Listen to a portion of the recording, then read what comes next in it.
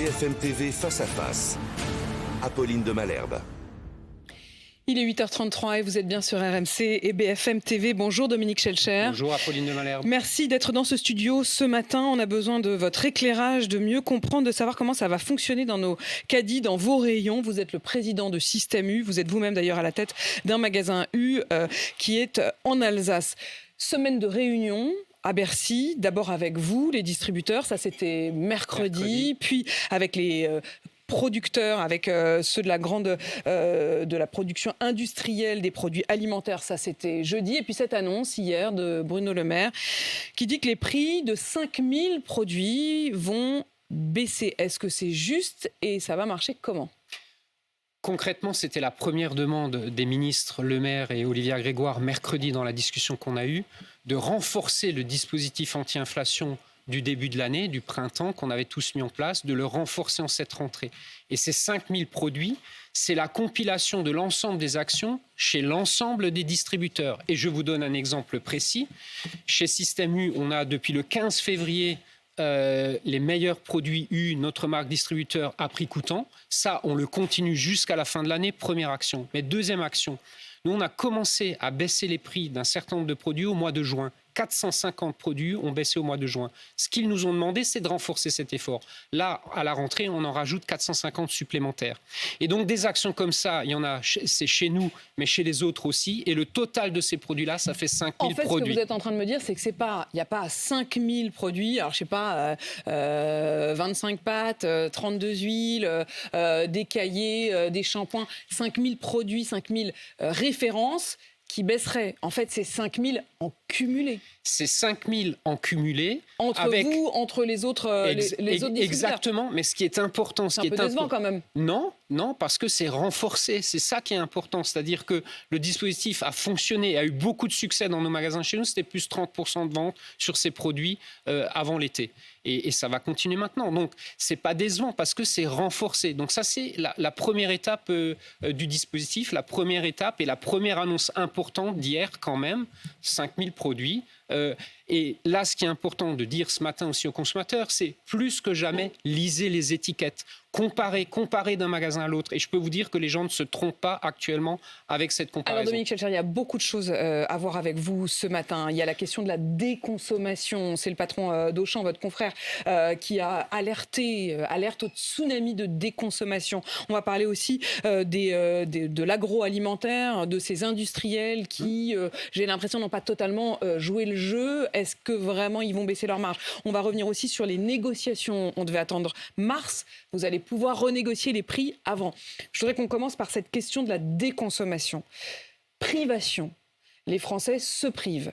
Est-ce que vous aussi, vous alertez ? Est-ce que vous aussi, vous constatez que le volume d'achat baisse ? Je vous le confirme. Mais que se passe-t-il concrètement ? Il y a aujourd'hui, en cette rentrée, un choc de pouvoir d'achat. Pourquoi ? Parce que l'inflation, depuis 2 ans, alimentaire, c'est plus 21%. Quand votre panier alimentaire augmente de 21% sur 2 ans, vous changez de comportement et en profondeur. Et moi, ce que j'observe, c'est du jamais vu. Qu'est-ce qui se passe exactement ? En fait, l'alimentaire, tout compris dans le budget d'un foyer, c'est à peu près maintenant 16%, même avec la restauration. Vous ajoutez à ça l'électricité. On arrive à 25% de dépenses sur l'alimentaire et l'électricité, qui sont 2 postes qui ont fortement augmenté. Quand 25% est sous tension, forcément, vous changez votre comportement. Et c'est ça qui est en train de se passer. Et moi, j'observe, quand je venais vous voir précédemment, je disais, il y a 2 France en face de nous.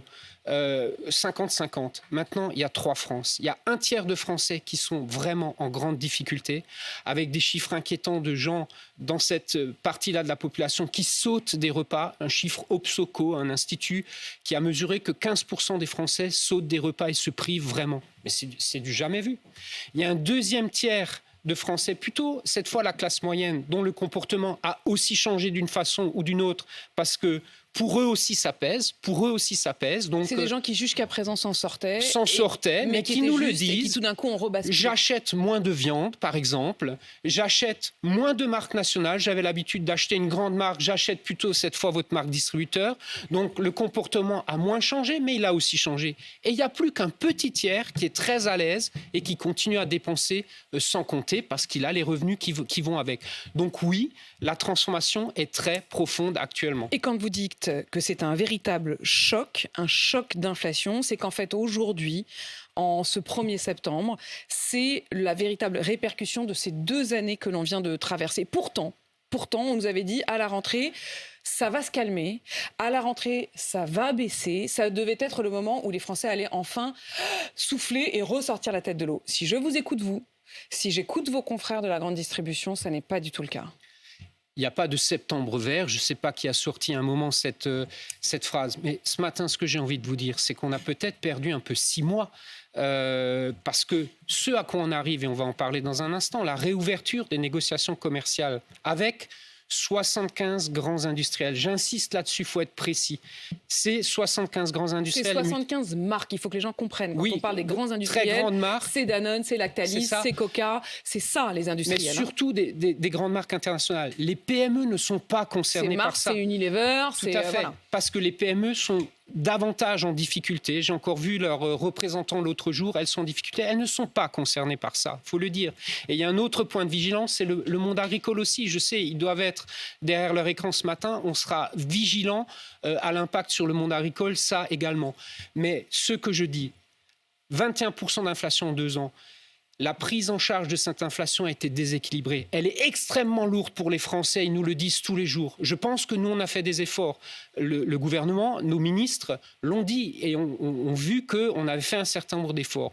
La prise en charge du côté des industriels face à ce 21% a été, je dis moi, insuffisante par rapport aux résultats qu'ils font. Ils auraient pu faire un effort supplémentaire. C'est ça qu'on dit chez Système U précisément. Et quand vous dites on a perdu 6 mois, mais oui. Pour tous ceux qui nous écoutent et qui, depuis 6 mois, sont obligés de regarder leur ticket de caisse avec angoisse et regarder ce qu'ils enlèvent de leur caddie pour que ça passe, vous dites, en fait, depuis 6 mois, on aurait pu baisser les prix. Les discussions qu'on a eues dès le printemps, la demande du gouvernement, c'était de réouvrir les négociations dès le printemps. Ça ne s'est pas fait parce qu'il y a eu de la résistance des industriels qui n'ont pas voulu rentrer là-dedans. Au contraire de l'année dernière, quand les prix augmentaient très fort, on nous a fait la même demande et on s'est tous remis autour de la table et ça conduit à l'inflation actuelle. Cette année qu'il y a un certain nombre de matières premières qui baissent, eh ben, ils n'ont pas voulu jouer ce jeu-là. Et pourquoi ils le jouent maintenant ? Parce que Bruno Le Maire, et je souligne sa fermeté, Olivia Grégoire, ils ont pris une décision hier et annoncé, c'est que la réouverture des négociations, elle se fera par la loi. Ça va être inscrit dans la loi. Donc c'est cette obligation. Jusqu'à présent, il faut bien comprendre les choses. Les moments où vous négociez, la négociation des prix, c'est normalement jusqu'au 1er mars. C'est donc dans ce moment-là du début du printemps, juste avant le printemps. Là, ça fait 6 mois que Bruno Le Maire dit...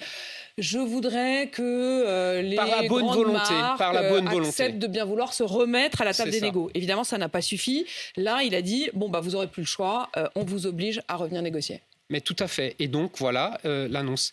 Et ça, si on l'avait fait il y a 6 mois, si au lieu de dire, bon, allez, si vous voulez bien... on aurait gagné... L'amabilité, la gentillesse de vous réasseoir. Voilà, on aurait gagné un peu de temps. Alors, j'entends le retour des industriels et du représentant des industriels qui a dit dans les médias cette semaine, mais on a donné un coup de booster à un certain nombre de choses en faisant quelques baisses de prix et quelques efforts de promotion. Mais moi, ce matin, je vais vous donner des exemples. Un premier exemple, et je vous cite la marque parce qu'à un moment, il faut dire les choses. Allons-y. Coca-Cola.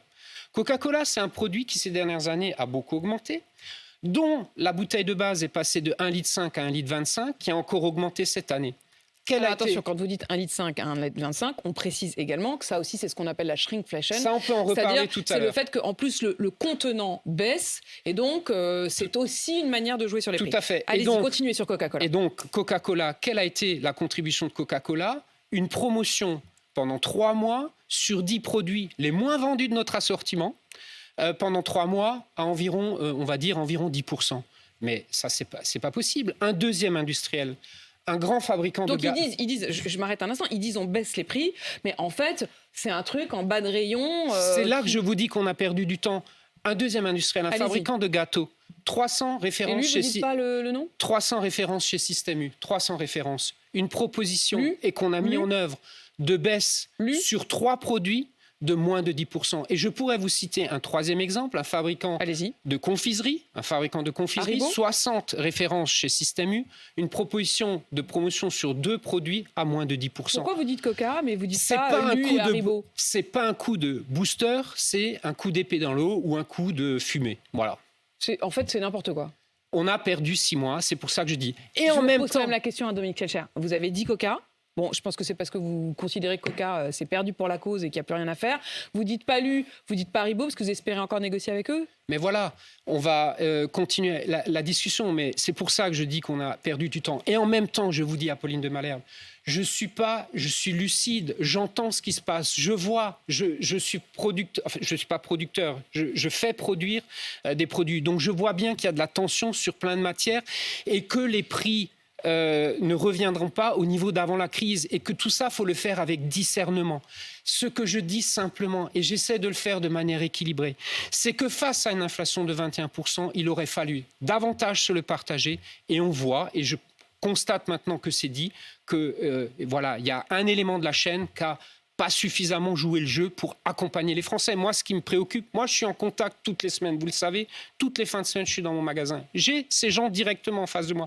J'ai eu l'impression de temps en temps, ces derniers temps, que les industriels étaient dans un monde parallèle où on oubliait complètement le consommateur final, et ça, c'est plus possible. Les négociations qui vont donc reprendre, elles reprendront quand? Alors, l'objectif, c'est 15 octobre, ce qui veut dire, ça c'est la deuxième grande annonce d'hier, objectif 15 octobre, c'est-à-dire que les industriels, et ils s'y sont engagés, doivent nous envoyer leurs tarifs et ce qu'on appelle les conditions générales de vente avant le 15 octobre pour qu'on puisse démarrer les discussions. Et ça va nous permettre de gagner 2 mois. Au lieu de voir des prix bouger, on va dire, aller en mars, les premiers mouvements peuvent avoir lieu en janvier. Sauf que parfois, il y a quand même du temps entre le moment où vous négociez à la baisse et le moment où ça baisse vraiment dans les rayons. On avait parlé ensemble de l'huile. Bruno Le Maire en a reparlé hier, écoutez. Le prix du litre d'huile Le Sieur avait baissé de 3,80 € à un peu plus de 2 € il y a seulement quelques mois. Ça a mis 3 mois à être répercuté dans les rayons. Pendant 3 mois, les distributeurs ont gagné de l'argent et le consommateur n'a pas vu cette baisse de prix. Ça veut dire que vous aussi, vous avez perdu du temps à votre profit. Écoutez, moi je suis très à l'aise avec ça. Probablement on a 20 000 références dans un magasin Super U. Vous avez toujours trouvé un contre-exemple d'un produit qui a peut-être duré un peu plus longtemps. C'est pas n'importe quel produit, c'est un produit qui est dans tous les foyers, hein, l'huile d'olive Le Sieur. Peut-être qu'il y avait du stock, peut-être que Système U n'est peut-être pas ciblé dans cet exemple-là, mais peut-être qu'on avait du stock. Mais ce que je vais vous dire, le consommateur le voit bien. On s'observe les uns les autres. C'est hyper compétitif dans notre métier. On n'a rien à gagner. À perdre du temps, à donner le bon prix au consommateur. Donc oui, il y a peut-être un moment, un contre-exemple, mais globalement, on est dans le match du prix. Et moi, ma plus grande satisfaction, au-delà des annonces, prix coûtant, que je vous ai dit, 450 produits en plus, ma satisfaction actuellement, c'est que Super U est l'enseigne de supermarché généraliste la moins chère de France. C'est pas moi qui le dis, ce sont les panélistes. Et Hyper U est juste dans la roue de Leclerc. Et ça, c'est Michel-Édouard Leclerc qui le dit. Si c'est lui qui le dit, oui. effectivement, on peut peut-être le croire. Je voudrais qu'on parle des fournitures scolaires. Les fournitures scolaires, elles ont augmenté, et c'est l'UFC Que Choisir qui le dit, de 11% chez vous. Et là, c'est dit en toute transparence, hein, parce que j'ai même le tableau ici. Vous avez fourni le prix précis de chaque produit de fourniture scolaire, à partir d'ailleurs du panier de l'UFC Que Choisir. Donc c'est vraiment les produits, les références qui sont données par l'UFC Que Choisir. Donc quand il y a 11% d'augmentation globale de ces fournitures partout, chez vous, dans les magasins U, ça n'est une augmentation que de 2%. C'est juste ? 2,3%. Pour être précis, c'est la liste Famille de France. C'est Famille de France qui a publié cette liste, donc avec une annonce de 11%. Donc immédiatement, on s'en est emparé et on a comparé nos prix de cette année par rapport au prix de l'année dernière. Effectivement, il ne progresse que de 2,3%. Pourquoi ? Parce qu'on a pris sur nos marges. C'est ce que veulent les consommateurs. Ils nous disent, faites des efforts, vous aussi les commerçants, prenez sur vos marges. C'est ce qu'on a fait à la rentrée des classes. Ce qui augmente le plus dans cette liste parce cette année... c'est quand même... Alors moi j'ai regardé, parce qu'en plus je m'apprête à faire les fournitures scolaires pour les miens. c'est quand même très disparate. C'est-à-dire qu'effectivement, il faut savoir qu'il y a des produits sur lesquels les augmentations, elles sont considérables. Plus 44% sur les feuilles mobiles perforées 400 pages. C'est ce que j'allais vous dire. 44%, c'est monstrueux. L'arrivée des prix sur le papier, au global, le final sur le papier, c'est plus presque 19% chez nous. Et on a réduit ça sur la partie papier à 11%. Et donc, pour compenser ce poids qui est relativement lourd, on a fait des efforts sur d'autres produits, ce qui fait le panier au final à plus 2,3%. Vous voyez ? Donc, c'est ça notre métier de commerçant. Après, il y a des produits qui baissent énormément. Les feutres, la pochette de 12 feutres lavables, elle est à moins 13%. Donc, il y en a qui baissent carrément. Exactement. Mais vous savez, les Français ne s'y trompent pas. Moi, j'observe. Longtemps, dans mon magasin, c'est moi qui mettais la rentrée des classes en place il y a quelques années en arrière. Et je connais bien ce rayon-là. Et donc, les gens, en fait, dans le temps, achetaient un gros paquet de stylos pour toute la saison. On faisait pas l'état du stock à la maison. Mais aujourd'hui, c'est au stylo près, au feutre près, au cahier près que les gens achètent. Et c'est de cette façon-là aussi qu'ils font des économies. Les Français ne nous attendent pas. Ils sont malins, ils trouvent des solutions. Et en achetant en promo, vous arrivez à faire une rentrée des classes compétitives. L'essence, est-ce que face à cette augmentation des prix du carburant, vous allez, comme les autres distributeurs, faire encore un effort ? La tension sur le carburant est due à quoi ? À une augmentation des prix du baril de pétrole en raison des producteurs qui ont décidé, pour augmenter le prix, de réduire la production. Ça, c'est la première explication. La deuxième explication, c'est que la parité euro-dollar est défavorable à l'Europe actuellement. Ça pèse également. Donc nous, on va continuer notre politique de prix d'attraction sur le carburant. On ne prend quasiment pas de marge sur ce produit-là. Et donc, vous savez, c'est le premier produit d'appel, prix d'appel à l'entrée de nos parkings. C'est la première chose qu'on voit. La première chose qu'on voit. Donc, on ne va pas faire le carburant trop cher. Il va continuer à être à prix hyper compétitif dans les magasins U, bien évidemment. On a parlé des fournitures, on a parlé de l'essence. Est-ce que concrètement, vous pouvez nous donner les produits qui pourraient baisser ? On sait que le coût du blé a baissé, mais en réalité, les paquets de pâtes n'ont pas véritablement retrouvé leur niveau d'avant. Est-ce que sur les pâtes, est-ce que sur le café, est-ce que sur ces produits-là, ça va continuer à augmenter ou est-ce que ça va franchement baisser ? Ça mérite encore une fois un peu de pédagogie exacte. C'est-à-dire, pourquoi ça ne revient pas exactement au prix d'avant ? Parce qu'en même temps, il y a d'autres considérations qui sont à prendre en compte. Les salaires ont augmenté en France. Il y a le coût de la transition écologique. Toutes les entreprises, maintenant, on a des contraintes. Chez nous, il faut mettre du photovoltaïque. Donc tout ça, il faut le prendre en compte. Donc à un moment, les entreprises, elles tiennent aussi compte de ça. Mais il faut quand même pouvoir montrer des signes. Donc le blé va baisser. Moi, j'ai regardé la liste de nos produits qui a baissé. Par exemple, les boîtes de thon et de sardines ont baissé.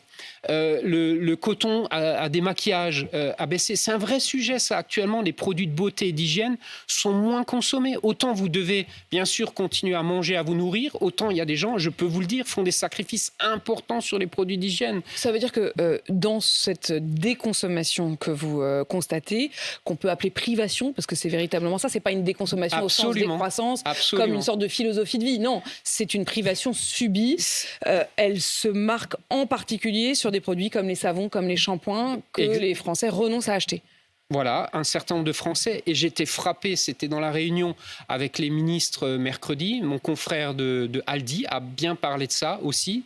Et c'était vraiment presque même touchant, où il disait, chez moi, j'observe, et on le voit chez nous aussi, que en fait, la fin du mois pour certaines personnes, c'est plus le 20 ou le 25, c'est dès le 10 du mois. Voilà la réalité du quotidien d'un certain nombre de Français et raison pour laquelle il faut continuer à les accompagner à trouver des solutions. Donc il y a quelques produits qui baissent. Quels sont les produits qui vont continuer à augmenter ? Alors il y a de la tension sur plusieurs produits encore. La première chose, c'est le sucre. Le sucre, il y a un problème de pénurie mondiale. Enfin, de pénurie. Il y a du sucre, mais les quantités sont moins nombreuses et c'est le résultat de moindre production dans certaines régions du monde.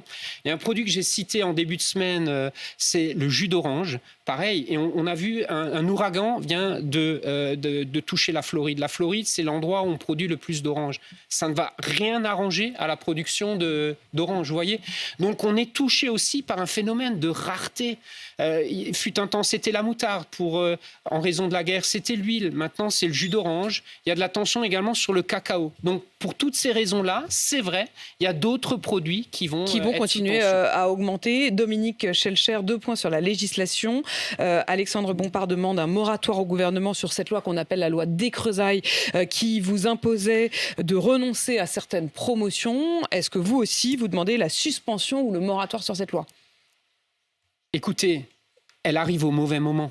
Cette loi, ce qui est en jeu, c'est une des dispositions de cette loi qui dit moins de promotion sur les produits d'hygiène, dont on vient de voir qu'ils sont en difficulté pour un certain nombre de Français. Donc l'idée, c'est de gagner une année et de nous permettre de continuer à faire des promotions importantes sur Donc elle n'entre ces pas produits-là. en application en janvier prochain, mais 1 an après. Une autre question de législation, la shrinkflation, c'est ce qu'on disait tout à l'heure, c'est-à-dire c'est des paquets où en fait le paquet reste à peu près le même, mais il y a moins de produits dedans, il y a moins de biscuits, il y a moins de chips. Est-ce qu'il faut légiférer là-dessus ? Il faut être très attentif parce que dans les tarifs qui nous arrivent, les premiers tarifs pour les prochaines négociations, je peux vous dire qu'on observe des phénomènes de shrinkflation. Et ça, c'est inacceptable car c'est se moquer du consommateur. Certains produits vont baisser de grammage et encore augmenter de prix. Mais ça, c'est pas possible. Donc oui, il faudra regarder ça de près. J'ajoute un dernier point de législation qui est intéressant. Dans les annonces d'hier, Bruno Le Maire a annoncé la mise en place d'une mission parlementaire pour voir si on peut répercuter plus vite les mouvements de prix. Ça, je trouve ça très intéressant et ça renvoie à une proposition que j'ai faite sur ce plateau il y a quelques mois, de pouvoir négocier tout au long de l'année et pas seulement pendant 3 mois avec une application du prix pendant 1 an. Donc ça, c'est très intéressant. J'en ai déjà discuté avec des parlementaires. Vous nous confirmez qu'un produit comme le Kiri, Bruno Le Maire en a parlé hier, les petits carrés de Kiri, ils faisaient 15 grammes, ils vont faire 14 grammes ? Il en a parlé hier, c'est vrai, mais moi, ce que je vois venir, c'est par exemple, il y a des glaces très connues qu'on a sans doute tous mangées cet été. Eh ben, le projet, là, c'est baisser le grammage et augmenter le prix. Ça, c'est inacceptable. Dominique Schelcher, merci d'être venu donner toutes ces précisions ce matin sur RMC et BFM TV. Vous êtes le président de Système U, 8h54.